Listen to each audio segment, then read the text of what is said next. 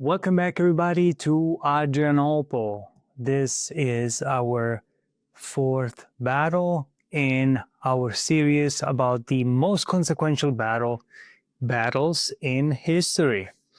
So we start always with a question. What if the most powerful military machine in history collapsed? Not all at once, not in flames or spectacle, but in a single afternoon of heat, confusion, and arrogance. Not at the gates of Rome, not with barbarians storming the city, but on an open plain in the Balkans, where a Roman emperor made one fatal mistake. For centuries, Rome had taught the world a brutal lesson. Do not meet the legions in open battle. At Adrianople, that rule died, and when it did, so did the illusion that Rome was still Rome. This battle wasn't the end, but it was the beginning of the end. Let's uncover how one day's disaster reshaped an empire and ask, what happens when a superpower ignores the signs of its own obsolescence? As we explore, you'll see echoes in modern nations facing migration, corruption, and overconfidence. What's often missed in retellings is the sheer unpredictability of the day. Chance events like cavalry returning at just the wrong moment turned a potential Roman victory into catastrophe, reminding us that history often hinges on the unexpected. Now, let's be clear about a misconception that's almost always universal, spread by dramatic tales of Rome's decline, like Edward Gibbon's famous book, The Decline and Fall of the Roman Empire, which blamed Christianity as a moral decay for Rome's problems. He actually did not blame it as a single cause, but as a series of causes that deviated the attention of the empire, pulling them away from their unity and, of course, moving away resources from maintaining the unity of the empire. In 378 CE, the Roman Empire was not collapsing or a shadow of its former self. It still controlled vast territories from the raining forests of Britain to the deserts of Syria. Its tax system collected revenues efficiently from farmers and merchants. Its laws were enforced by local governors across the provinces, and its armies, on paper, remained the most sophisticated fighting force in the known world, with disciplined legions and advanced engineering like siege machines. Constantinople, the new capital founded by Emperor Constantine in the year 330 Anno Domini, after the birth of Christ, as a new Rome on the shores of the Bosphorus Strait, was a booming hub of trade, culture, and power, blending Greek, Roman, and Eastern influences. The imperial bureaucracy, a vast network of officials managing everything from grain distributions to border forts, worked ensuring supplies reached distant legions. The economy, though challenged by inflation from a debased currency, supported a population of about 50 to 70 million, with thriving cities like Antioch and Alexandria. Christianity was rapidly becoming the dominant religion of the empire, though it wouldn't officially become the sole state religion until shortly after this battle with the Edict of Thessalonica in 380 under Emperor Theodosius I. Already by 378, Christianity was unifying the empire under a common faith, replacing all pagan divisions, even as theological debates between different Christian factions created new tensions. Emperors like Valens promoted building projects, aqueducts, churches, walls, showing vitality. Valens himself oversaw the completion and restoration of the aqueduct of Valens in Constantinople, a monumental feat that supplied water to the growing city, finishing work that earlier emperors had begun. So Adrianople, it is not the fall of Rome. It's something more dangerous. The moment Rome discovers, too late, that the world has changed faster than it has. For centuries, Roman dominance rested on three pillars: professional discipline, with legions trained from youth in drill and loyalty; tactical flexibility, allowing them to adapt to enemies from Gauls to Parthians; and moral authority, rooted in the inevitability of victory. Enemies often surrendered because resisting seemed futile, as we see in Caesar's accounts of the Gallic Wars. By the late 4th centuries, these pillars were cracking under pressure from within and without. The empire had long been split administratively for easier governance, with the eastern and western regions operating semi-independently under different emperors. The east, wealthier from trade routes, and the west, more vulnerable at its borders. This division would become permanent in the decades following Adrianople, made official in 395, when Theodosius' first son inherited the separate halves. Christians who believed Jesus was created by God the Father, and Nicene Christians who believed Jesus was equal to God, divided the elites. Economic strains from constant wars led to higher taxes, sparking revolts like the Bagaud in Gaul, peasant uprisings against wealthy landlords. The Roman legions had evolved from the Republican-era citizen soldiers to a professional force of around 5,000 men. There is 5,000 men per legion, but recruitment increasingly drew from frontiers people as urban Romans avoided military service.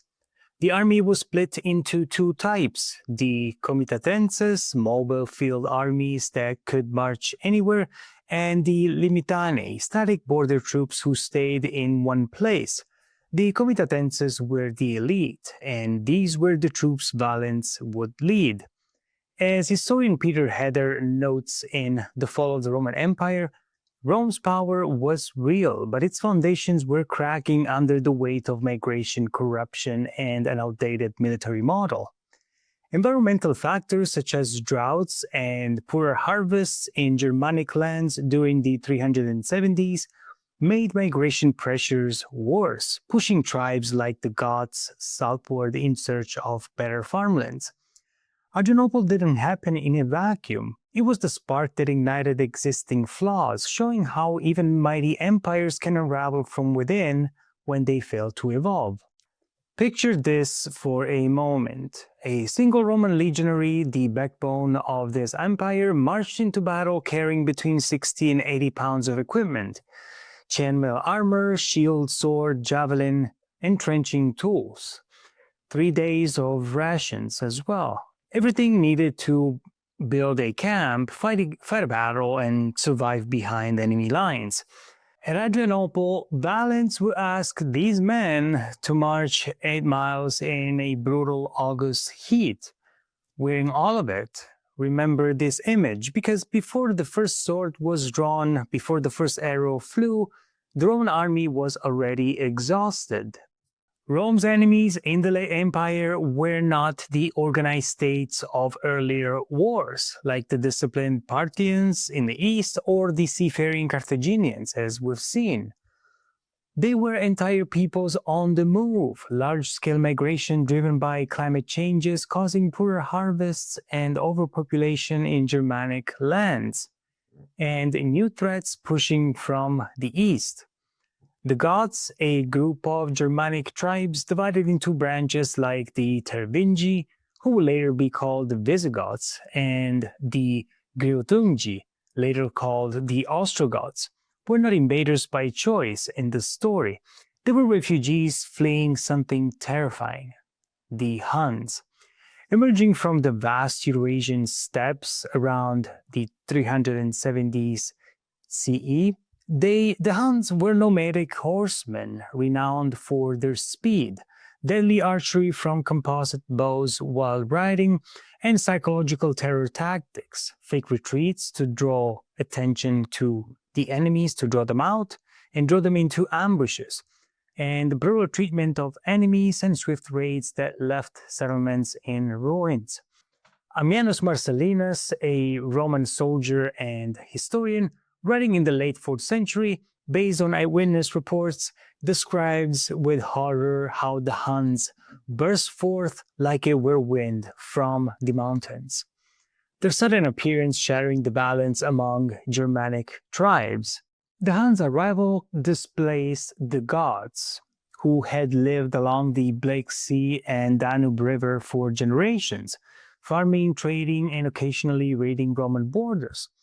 Pushed to desperation, Gothic leaders like Fritigern, a Tervingi chieftain who had purportedly converted to Arian Christianity, the same version of Christianity favored by Emperor Valens, petitioned Rome for asylum in 376. They begged to cross the Danube River, the empire's northern frontier in the Balkans, offering to serve as soldiers in exchange for land. Fritigern had prior dealings with Rome, having received payments and even fought as an ally against other tribes. Valens saw potential. The Eastern Empire needed troops for ongoing wars against Persia in the east. He granted permission for the Tervingi to enter as federati, a Roman term meaning federated allies.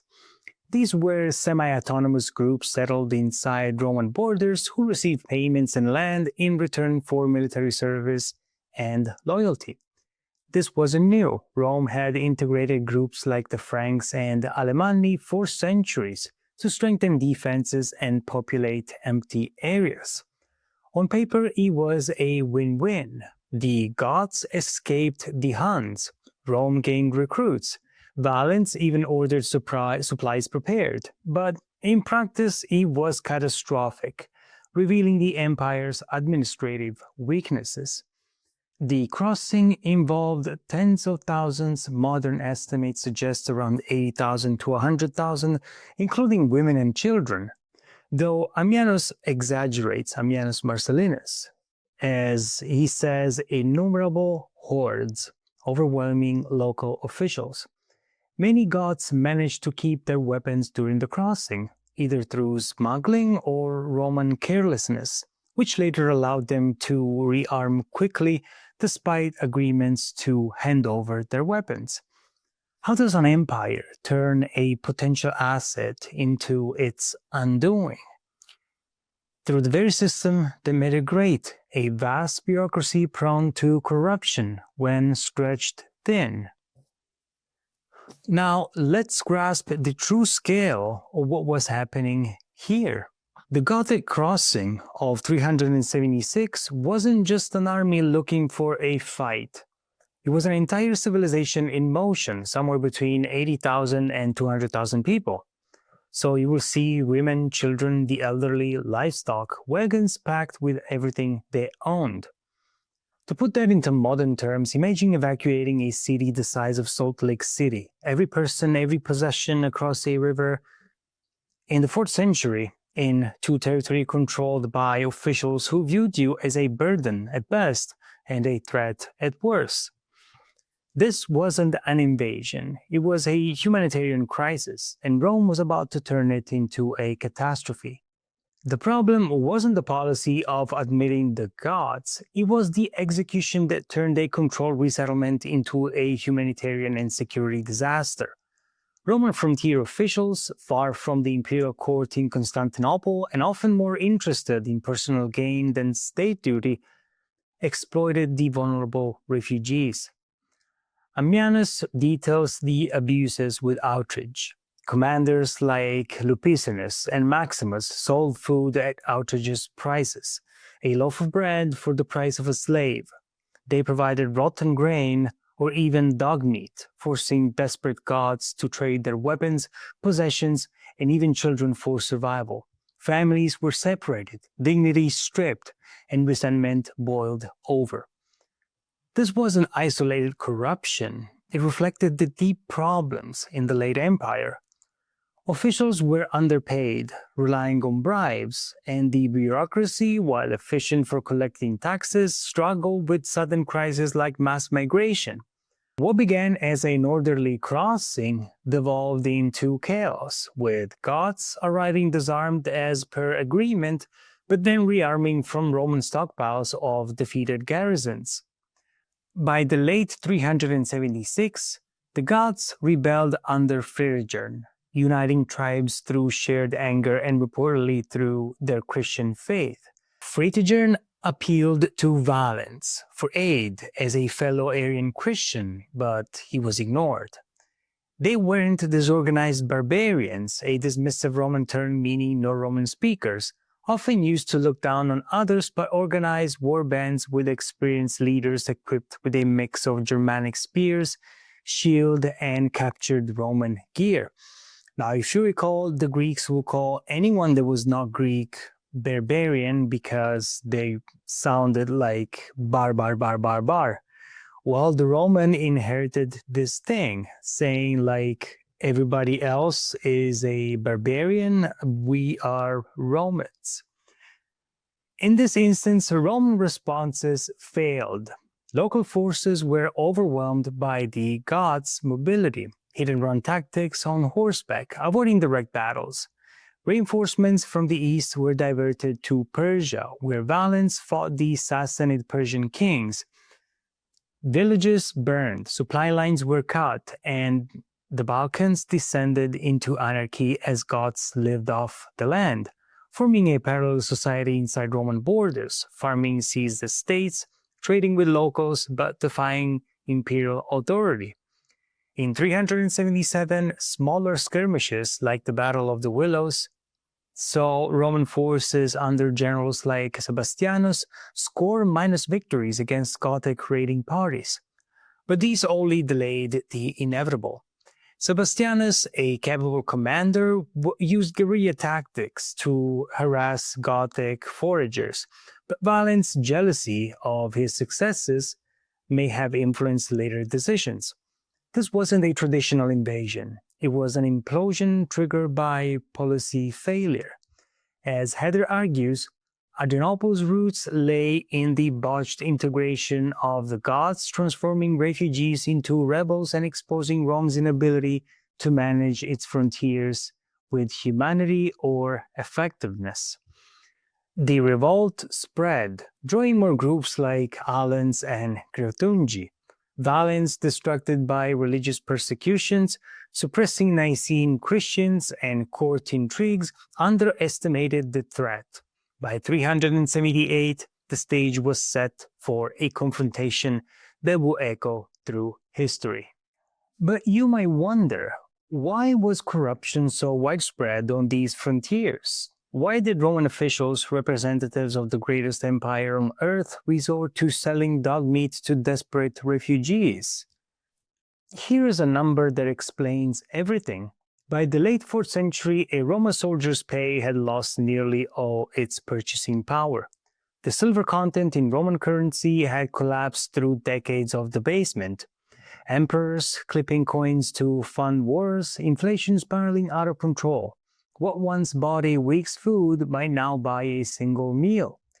Frontier commanders weren't paid enough to live on. They weren't just greedy, many were desperate themselves, trying to survive on worthless currency while managing an impossible crisis far from the imperial court. The system that built Rome was now eating itself, and the Goths were caught in the machinery. By summer 378, Valens marched from Antioch in Syria to the Balkans with the Eastern Field Army's corps, professional soldiers trained in formation fighting and siege warfare, numbering around 15,000 to 20,000 men, including elite infantry and palace guards. He had a clear choice: coordinate with his nephew Gratian, the Western Emperor, whose forces were marching from Gaul, or strike immediately to claim sole credit for crushing the Goths. Valens chose the latter, a decision rooted in personal and political pressures as an Arian Christian in an empire where Nicene Christianity, the Trinitarian view that would soon become official Catholic doctrine, was gaining ground among the elite and urban populations. Valens needed a decisive win to strengthen his legitimacy and silence critics. Ammianus hints at jealousy. Gratian had recently defeated the Alemanni tribes in the west, earning a claim Valens wanted for himself. Scouts reported Gothic numbers as manageable, around 10,000 Tervingi warriors, but this was poor intelligence, perhaps from deserters or wishful thinking, missing the absent Cretungi cavalry, another 10,000 fighters who were out foraging for food elsewhere. Valens ignored bad omens. Roman tradition of interpreting signs from bird flights or animal sacrifices, which warned of disaster, Ammianus recounts that Valens dreamed of his own death, shrouded in imperial purple but lifeless, yet dismissed it as superstition. Valens' officers, including Ricomeres, a Frankish general, strongly advised waiting for Gratian, but court yes-men fed his ego. This arrogance echoed earlier Roman disaster like Varro at Cannae or Crassus at Carrhae against the Parthians. Late emperors were administrators, not battle-hardened generals like Julius Caesar. They relied on advisors, but Valens' court was full of flatterers. In leadership, when does the pursuit of glory become a fatal flaw? Valens' choice, advancing without full support, turned a winnable fight into a catastrophe, highlighting how personal ambition can destroy imperial strategy. Before we enter the battle itself, understand what Rome was facing. The Goths had adopted something Rome had never truly mastered: a composite bow on horseback. A Hun composite bow layered wood, horn, and sinew, curved back on itself. It could fire an arrow over 500 yards with devastating power. From the saddle of a galloping horse, the rider would twist backward and shoot while retreating at full speed, a technique called the Parthian shot. Roman bows may be 250 yards from a standing position with time to aim.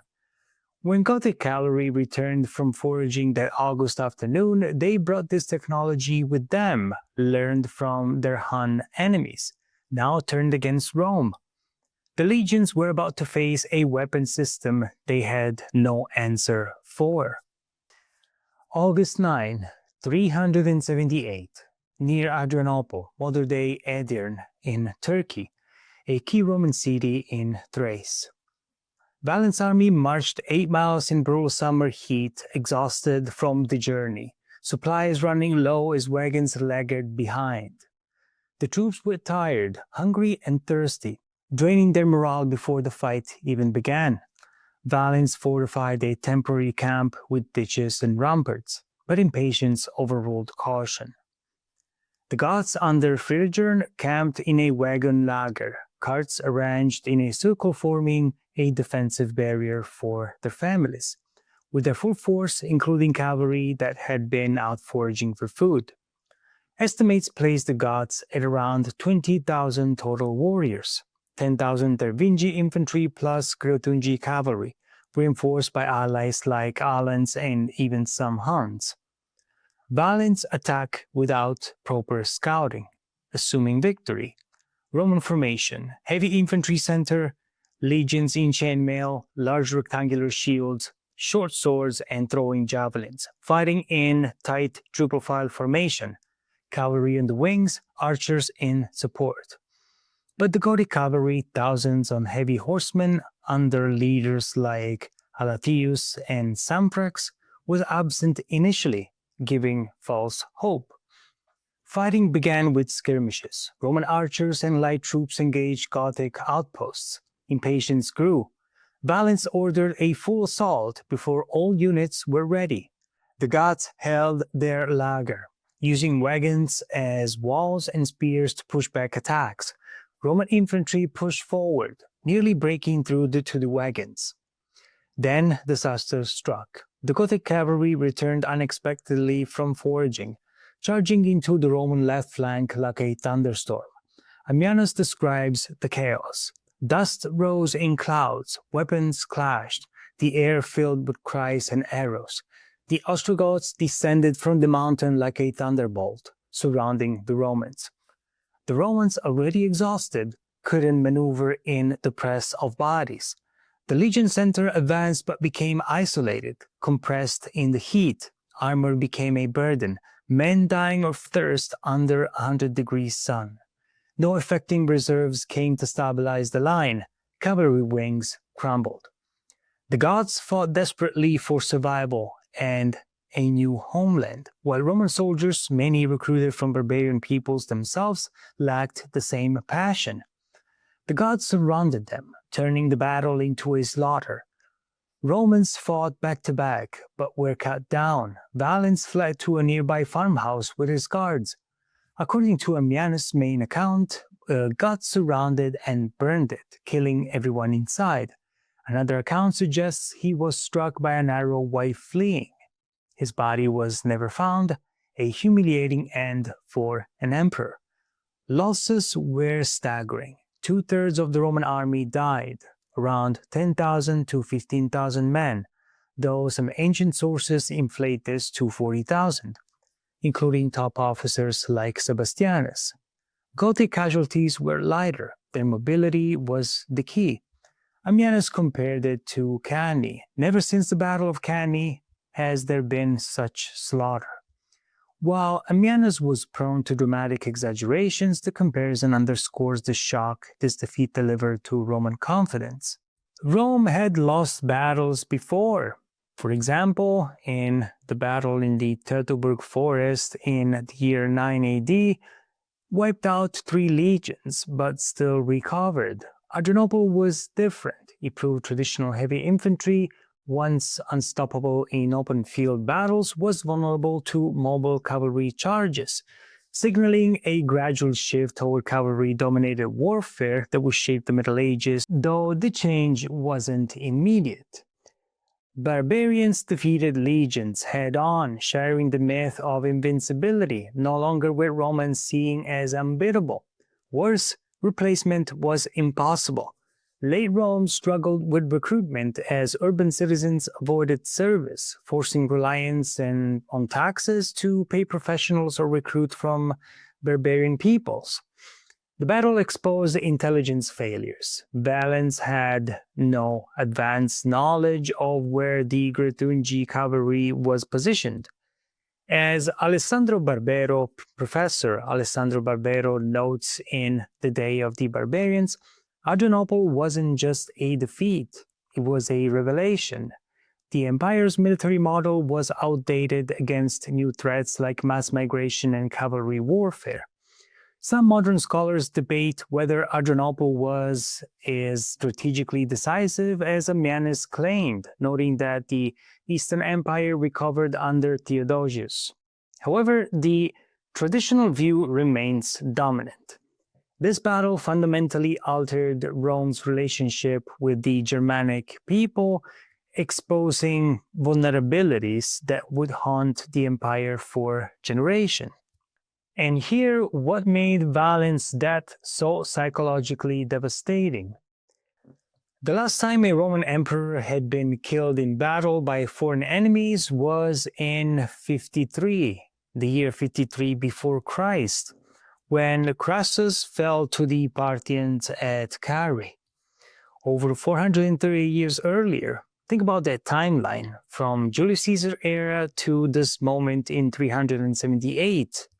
In those 4 centuries, Roman emperors had been assassinated by rivals, poisoned by ambitious relatives, murdered by their own Praetorian guards.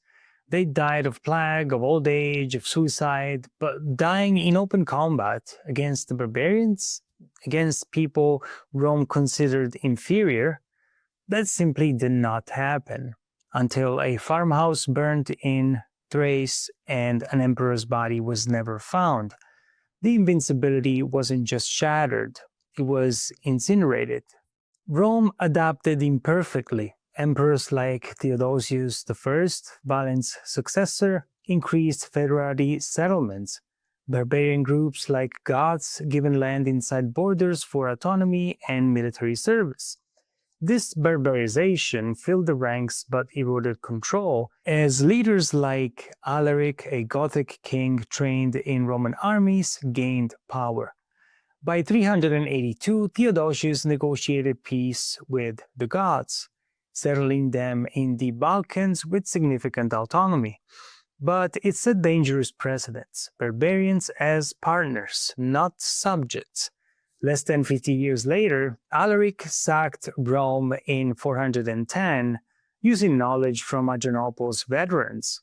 The formal division of their empire into permanent eastern and western halves came in 395, when Theodosius I died and his sons Arcadius and Honorius inherited the two regions separately, a division that Adrianople had made inevitable by demonstrating the empire's inability to manage its frontiers as a unified whole. The west part of the empire fragmented. Vandals took Africa in 429, Visigoths took Spain and France. In 476, a Germanic general named Odoacer deposed the last Western emperor, Romulus Augustulus. And this pretty much is the so-called fall, because the western part of the empire fell under all of these barbaric tribes, fragmenting the empire into small pieces. However, the east part of the empire, the Byzantine Empire, endured for another 1,000 years. Adrianople shattered the spell. Enemies became bolder, more migrations followed, allies demanded more payments and concessions, and Rome knew its world had ended. As Heather reflects, Adrianople was the day the Roman West began its long goodbye. But ultimately, what if Valens had waited for Gratian? Coordinated forces might have crushed the Goths, allowing better integration. Heather suggests Goths could have strengthened Rome like earlier allied peoples. Perhaps this could have delayed collapse by generations, altering medieval Europe, fewer barbarian kingdoms, and a stronger West. But deep problems, corruption, overextension, religious division, recruitment difficulties, and the relentless pressure of migration likely persist. Adrianople shows empires fall from failure to adapt, not bad luck alone. Chance played a role. The cavalry surprise return was unforeseeable, thus showing us how history can be unpredictable. Yet, the deeper vulnerabilities, poor intelligence, administrative corruption in handling the Gothic settlement, and imperial overconfidence were structural problems that one different decision could not have erased. The counterfactual reminds us that history is not inevitable, but neither it is purely random. Adrianople was both a product of Roman weaknesses and a catalyst that sped up processes already underway. For 5 centuries, Roman legions taught the world how war was fought. At Adrianople, the world answered back. This wasn't the fall of Rome, it was the end of Roman supremacy. Next episode, we watch Europe teeter again, this time against a rising Islamic empire. Is it Tours or it is Poitiers? We will find out in the next one.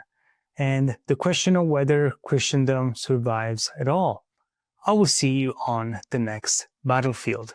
Thank you for following up. Bye.